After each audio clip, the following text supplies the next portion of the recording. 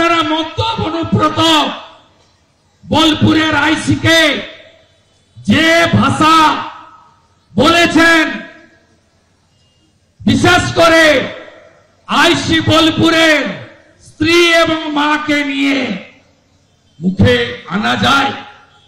বলুন বলুন, কানে শোনা যায়? তাহলে কি করা উচিত?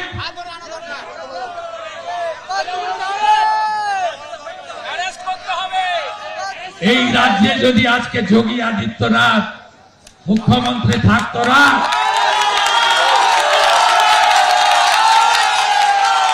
রেকর্ড টেকর্ড নয়, জগন্নাথ বলছিল, খপাস করে ধরতো, নিয়ে যেত, 14 দিন রিমান্ডে রাখতো,